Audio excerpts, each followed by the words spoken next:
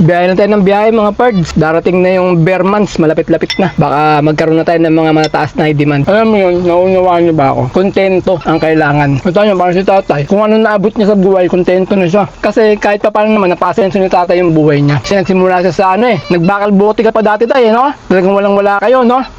Tapos, nagkaroon siya ng sasakyan, bahay, di ba? Okay na yun. Kung ano nang kaya niyang abutin, ayun lang. Ayun yung sabi natin kontento. Na kontento ka kung ano meron ka. Kasi yung buhay ni tatay, masalimuot kung gagawan niya ng istorya sa magpakailanman to. Tita Mel, baka gusto mo kuhanin yung buhay ni tatay sa magpakailanman. Baka 5 oras, hindi nyo kayang pagka-send yung video Wala pa yung mga mag-receive sa drop-off location mga parts. Dumating kami ng 6:30, 6:44 na. Pwedeng ibaba rito, iwan sa guard. Kaso yung magbabayad ng delivery fee. Yung receiver namin, wala pa dito. Alas 7 pa rin yung pasok niya.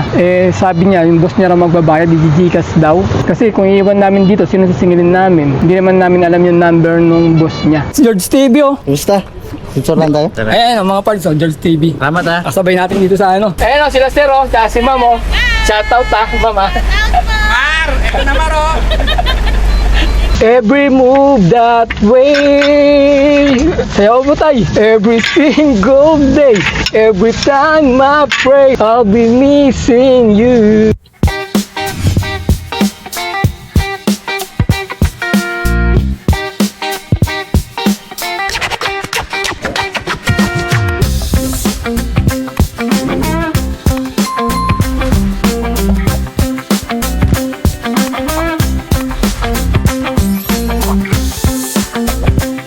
Good day mga pards! Today is another booking day na naman tayo. July 30 ngayon, Thursday, 2026. Time check tayo, 10:14 AM. First booking namin from San Bartolome going to Taytay. Sa halagang 1,036. Priority booking to. Ang layo ng pick-up location ay 4.1 km. 1,000 kg to. Papunta na kami sa may pick-up location. First booking natin mga pards, cancel agad. Ganito nangyari. Nag-abang ako ng booking, may lumabas. Mula rito sa amin, papuntang Mandaluyong sa halagang 490, 1,000 kg regular booking. Baba, no? Tapos may naka-remark doon, add 300 pesos. Alagay, sabi ko magiging 790. Ayun yung tamang pamasahe niya dati. Nung hindi pa nagbababa sila labog ng pamasahe, sabi ko, okay na to. Pwede na, 790. Kinuha ko. Ngayon, nung nakausap natin yung client, sir, nag-add ako ng 300 kasi may sasabay 6 na tao. Wala, kung 6 na tao, ginawang grab, sabi ko. Sabi ko sa kanya, sir, bawal kasi. Baka masabat kami ng LTO dyan sa kalsada. Sabi ko, baka mahuli kami. Sabi ko, paki-cancel na lang po. Kasi hindi talaga ako nagkasakay ng maraming tao, sabi ko. Dapat grab na lang nila yun. Kasi 6 na tao mga parts, delikado na yun. Pansinin na tayo nun sa kalsada. Okay lang kung 2, di ba? At least 4 kami. Sobra lang ng isa. Magiging violation mo lang doon ay excess passenger lang. Ganun kadami. Pwede ka nang sabihin na kolorum. Sabihin, namamasada ka na, nagkasakay ka ng tao. Pinaka-cancel ko na lang mga parts. Unang booking natin, cancel tayo. Buti na lang mga parts, hindi tayo na-leave disorder. Madalas kasi pagka unang biyahe mo, cancel agad yung first booking. Madalas, ang hirap kumuha nalilib disorder ka na. Ngayon, nakuha ko agad tong booking. Thursday ngayon, ang bababa ng mga pamasahe. Pinagtyagaan natin ito pamuntang Taytay, 1,000, mahigit din. 1,036. Palagay ko, pwede na to. Kahapon, Wednesday, maganda-ganda pa yung mga pamasahe nila. Alam mo, may mga high demand na magaganda. Kaya medyo okay din yung biyahe natin kahapon. Ngayong umaga, baka mamaya pa siguro tataas to. High demand. Yung pick up natin mga birds, scaffolding, 4 set daw ng scaffolding. Pero maganda sa booking nila ma'am, may picture mga parts ng pipick upin na yun. Lagay sila, kita mo na agad. Hindi mo na kailangan pantanungin kung anong pipick upin. Yung iba dito wala, yung mga nagbubook. Dapat ganito, nilalagay na nila kung anong pipick upin para alam ng driver. Si tatay, 1 piraso lang, hirap na ilagay. 1 piraso lang, di mailagay. Dapat, nasalansan na agad. May ganun 1 piraso lang, hindi mailagay-lagay kung paano ilalagay. So, masabit sa dito, sa upuan. Ma'am, nakakarga na po. Bale, yung payment na lang po hinihintay namin para makaalis na po kami dito. May pick up. Hinihintay nyo na. Sige ma'am, okay ma'am. Sige po. Thank you po. Ayun na mga parts yung pick up natin. May iba nagtatanong ko bakit ko daw pinipicturan. Pinipicturan natin mga parts, proof of pick up tsaka proof of delivery. Kaya natin pinipicturan. Kasi para makita ng mga client natin yung proof na na-pick up natin, yung picture, makikita nila. Tsaka yung drop off location na na-deliver natin. Yun ang dahilan kaya pinipicturan natin Alright mga parts, na-pick up na namin yung first booking namin. Papunta na kami ng drop-off location. Ang layo ng drop-off location ay 31 km. Alright, let's go. Thank you, sir. Bali, yung pinikapan namin mga parts, ayan, dyan, sa may warehouse na yan, ng mga scaffolding. Yan, kanto na to ay favorite na kantin ni tatay. Binibilan namin lagi ng ulam. Kaso, walang tinda. Bibili sa akin si tatay ng ulam eh. Thursday pa lang, sara. Ayun, meron tayo, may ulam oh. Kaso 2 piraso lang. 2 piraso pa lang yung ulam niya. Ba't ganun tanghali na? Hindi pa Nakaluto. Bibili ka? Hindi na. 2 ano lang. Diyan bibili lagi si tatay kasi mura mga parts yung ulam dyan. 60 lang. Yung mga karne nila, tapos yung gulay, 40 pa yung gulay, 35 nga lang yung gulay eh, no? Kasi 95 lang eh, pagka karne tsaka gulay ang binili ni tatay dyan eh. Lagi namin naladaanan dito pagka nagpipick up kami. Madalas dito yung mga pick up namin, marami kasing booking dito banda sa may San Bartolome, California Village. Kaya ganitong panahon mga pards, tiyagaan lang. Eh nung araw, kumikita kami ni tatay lagi malinis. Mga 3,000, 3,500 malinis. Ngayon, di na namin kaya. Gawa ng maiksi na rin yung oras namin. Lagi kaming alas 10 na bumibiyahe ng tatay. Tapos kung papala rin, uwi na kami alas 5 pag maganda na yung kita. Pero ngayon kasi, mababa nga yung pamasahin natin. Inaabot kami ng alas 8 ng gabi o alas 9 bago kami nakakauwi. Pwede na rin. Hindi naman tayo umabot ng 12 hours. Siguro 8 to 10 hours lang yung biyahe natin araw-araw. Okay pagka sarili mo yung ganong kitaan. Pero kung loan, di ba? Kailangan kasi may pangbayad ka sa sasakyan, tapos yung para sa pamilya mo, di ba? Malalabas mo rin. Ganun yung kikitain mo. Depende na lang sa oras nyo. Habaan nyo yung oras nyo. Ganun dito ngayon ang labanan. Mahabang oras para maganda yung kikitain mo. Maganda may support din yung asawa mo. Nasusuportahan din yung pamilya nyo. Ganyan. Meron din siyang extra income, kumbaga. Nagtutulungan kayong dalawa. Siguro kaya. Basta masipag ka talaga. Pero talaga mahirap. Kasi nakaka-stress dito. Lalo na sa mga client. Yung mga pajikas-jikas. Ganyan. Pahirapan ka yan. Pag-iisipin ka pa. May stress ka. Kung ipapadala sa'yo o hindi. May kasamang stress dito. Pero pag nasanay ka na, tulad namin ni tatay, sanay na kami. Parang normal na sa amin yung ganun dito eh. Araw-araw. Ayan o, sila sir o. Tsaka si ma'am o. Shoutout ha, mama. Mar, ito na Maro. 1244 mga parts. Wrap up tayo. 1,036. Wala ko yung dance ko eh. Naligaw ako ma'am eh. Doon ako napunta sa kabila eh. Mali pala yung map. Every move that way. Sayaw mo tayo. Every single day. Every time I pray, I'll be missing you.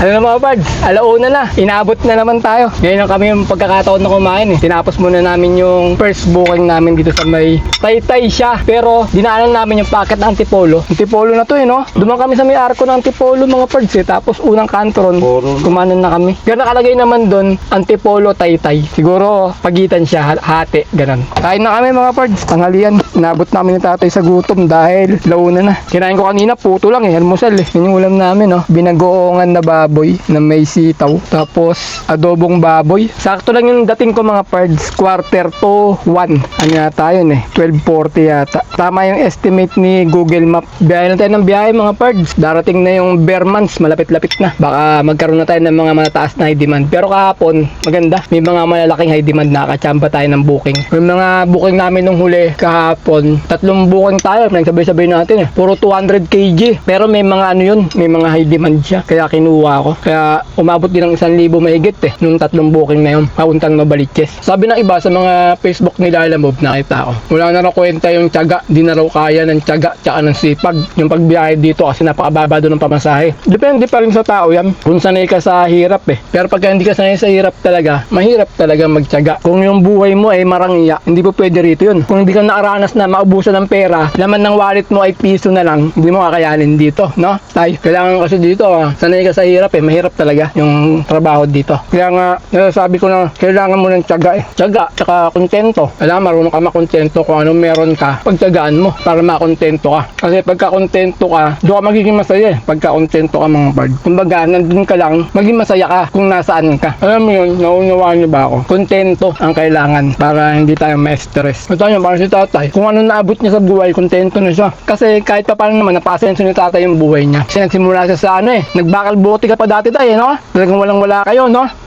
Alaga ng baboy. Hindi, nung binata ka pa. Mga bata pa sila mga pards, wala na sila mga magulang, tatay niya, nanay niya, wala na. Nasa 12 pa lang siya. Nag-i-start pa lang siya matuto sa buhay, yung pag-aaral niya nung elementary. Kaya maganda na rin yung buhay na naabot niya kahit pa paano, di ba? Na pag-aaral niya kami, ate ko nakagraduate. Ako lang hindi kasi nga matigas ulo ko. Pinapasok ko ni tatay sa Pumasok sa basketball eh. basketball, mga pards. Doon ako natagpuan ni tatay. Kala niya pumasok ako naglalaro akong basketball. May mga kalaban ako sa tatay. Pustahan. Doon ako naabutan ni tatay, hindi sa eskwelahan. Tapos nagkaroon siya ng sasakyan, bahay, di ba? Okay na yun. Kung ano nang kaya niya abutin, ayun lang. Ayun yung sasabi natin kontento. Na kontento ka kung ano meron ka. Kasi yung buhay ni tatay, masalimuot. Kung gagawan nga ng istorya sa magpakailanman to. Tita Mel, bago mo kuhanin yung buhay ni tatay sa magpakailanman. Magpakailanman ba yan? May ko? Baka 5 oras, hindi nyo kayang pagka-send yung video Nakatawa ka minsan sila mag-utol pagkalasing na, ginuman sila mag-utol. Naalala nila yung buhay nila, nung dati. Sabi ng utol niya, Tol, bakit mo ako pinabayaan? Kasi utol niya tutulak na kariton. Siya, graduate na siya rin sa pagtulak ng kariton. Naging driver siya. Diyadaanan niya yung utol niya, nakatulak. Yabang ni tatay, dradiretso. Sabi niya yung utol niya, Tol, diyan inakam niya, dradiretso. Pag siya yung sukala, nasa truck ka lang, dati kariton lang yung dinadala mo dinadrive mo Ngayon, truck na. Pero kung isipin mo, nakatawa lang din mga pards. Magkalasing na silang dalawa. Nag-emote silang dalawa Kauentuan, nakatawa lang ako Kasi nung wala na silang mga magulang, mga pards, naghiwa-hiwalay na sila magkakapatid. Kinuha ng mga tiyahin, tiyuhin, kung saan sila napadpad. Nagkahiwa-hiwalay sila magkakapatid. Pero naman, sa sipag ng tatay, naipaguyod niya yung sarili niyang buhay sa pamilya niya, di ba? Sa pagsusumikap, pagtsatsaga. Time check tayo, 1:51 PM. May second booking na kami. From Taytay going to Santa Mesa Heights sa halagang 635. Ang layo ng pickup location ay 1 kilometer. 1,000 kg to. Papunta na kami sa may pickup location. Pick up tayo mga pards. Pang second booking. Pick up natin ay Tela. Sa Telahan Capital tayo. Taytay.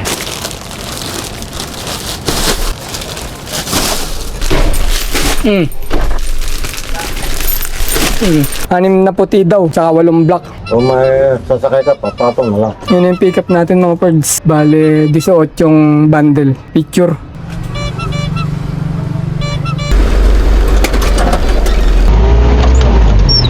Nagabang tayo ng 40 minutes dito mga pards sa may Taytay. Wala talaga tayong makuwang pangsasabay natin ng 600 kg, 300 kg o 200 kg. Ganun talaga. Minsan meron, minsan wala Matumal kasi ngayon dito sa may Taytay Rizal. Sumubok tayo pero wala Maubos yung oras natin. Dahil 2:41 Alas 2 namin na pick up to Tagal na nang hinintay namin. Kaya bababa na namin sa drop-off location to. Ang layo ng drop-off location namin ay 25 km. Alright, let's go!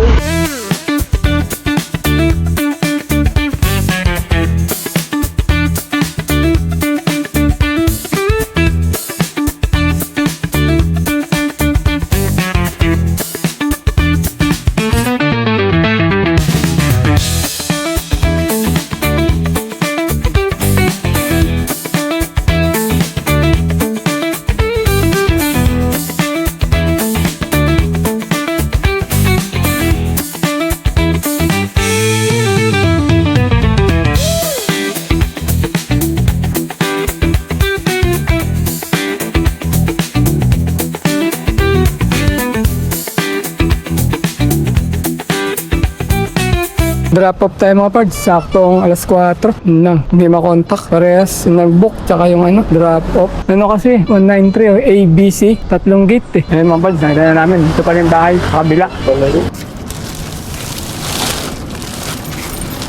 Time check tayo, 5:05 PM. Meron na kaming pangatlong booking. From Caloocan South, going to Caloocan South, going to San Juan, sa halagang 880. Ang layo ng pickup location ay 3.8 km. 1,000 kg to. Bale, 2 pickup, 1 drop off. Papunta na kami sa may pickup location. Yung PVC pickup, tsaka yung karton. Sa may na lang, sa may bintana. Ito na lang. Lapag man dyan. Yan. Sakto. Wala na sir. Kukunin pa tayo sa office Sa kabila. Papunta naman tayo mga parts sa may second pickup natin. Hello po. Doon na yung bayad ma'am sa drop off. Pwede bang Gcash? Gcash nila. Sino yung Gcash? Kayo o doon? Sila. Sila. Opo, bigay mo sa akin yung iwan. Ikaw ka, sir? Naligaw. Hindi, dalawa pala yung global, sir. Ha? Wala na? Okay, bitiro ka na. Sige po, thank you. Alright mga pards, na-pick up na namin yung pangatlong booking namin. Papunta na kami ng drop-off location. Ang layo ng drop-off location ay 13 kilometer. Alright, let's go! Nasa may Cubao na tayo mga pards, himala at maluwag yung kalsada ngayon dito. Hindi ako dumadaan sa Cubao ilalim, laging sa ibabaw ako dumadaan. Pero ngayon, sa pagkakataon ngayon ay dadaan tayo sa ilalim. Dahil maluwag eh.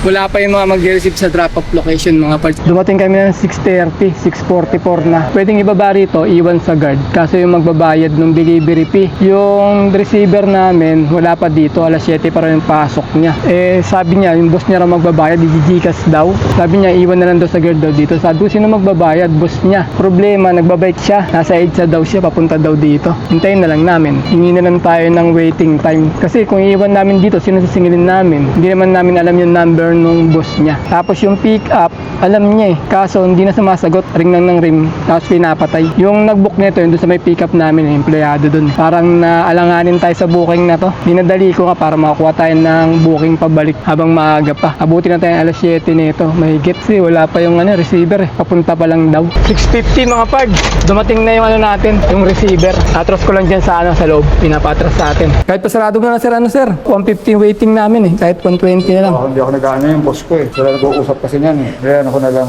Sabi ko naman sa first driver. Okay na mga pards, tapos na. Bali nagbigay ng Gcash 900, 880 yung booking natin eh, 20 lang yung dinagdag. Sinasabi ko kay sir yung doon, yung mag-receive doon. Sinabi niya 150 yung yung waiting charge. Kaso hindi pa rin nagbigay, 900 talaga yung binigay. Wala tayong magagawa. Eh sabi niya, sa opisina daw kasi yun, hindi niya rin daw talaga hawak yung nagbabayad doon. Pero sinabi niya 150 charge. Naglagay nga siya doon sa sa messenger niya. Problema yung nagbayad, hindi nagbigay. Ganun talaga, wala tayong magagawa. Hindi naman natin pwede sisihin yung tao dun eh, kasi hindi naman siya magbabayad eh. Dahil pinasa niya lang din eh, yung booking, tsaka yung waiting na 150. Time check tayo, 7:09 PM. May nakuha pa kaming pangapat na booking. From Amihan, going to Fairview, going to Caligayahan. Sa halagang 636. Ang layo ng pickup location ay 5.9 km. 1,000 kg to. Papunta na kami sa may pickup location. May nakita tayo mga pards oh. Idol nyo to eh oh. Ito oh, si George TV oh. Kumusta? Picture lang tayo? Hindi ka nagpa-vlog? Mag-vlog man. Ayan, mga pards, George TV. Salamat ha. Kasabay natin dito sa Drop kayo lang. Drop. pick up. Ikaw, ano ka ba? Pick up din. Pick up. Anong dala-dala mo? Kunting gamit lang. Kunting gamit. Palis na si George TV mga pards eh. Nagkasalis eh. Palabas na siya. Ako papunta pa lang. Oo, palis. Okay. Ingat Ingat. Pick up tayo mga pards. Wala na akong labay ka?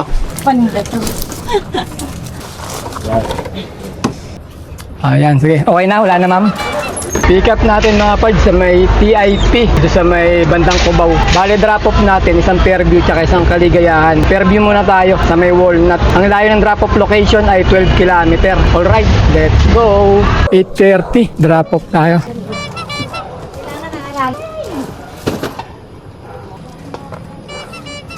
$8:47 drop off, pangalawang drop off. Hindi ba ito patagos sa RP? Oo, Ito. labas yan. Okay na ma'am, 750. Opo. Okay na. Thank you, sir. Sige. Sige. Salamat. Pa-diesel muna tayo mga parts. Sakto ka na sa 9 ng gabi. Kami nagpa-diesel sa RP. Magkano tayo? Diesel. 82.10 ang diesel. Meron pa rin. Dito. Kaso yung diesel namin parang katulad na kahapon yung bawas. Tingnan ko nga. Hindi. Mga 1.1 parodo natin. Sa iba 90 na. Dito mababa. 82. Sa iba nakikita ko 88 eh.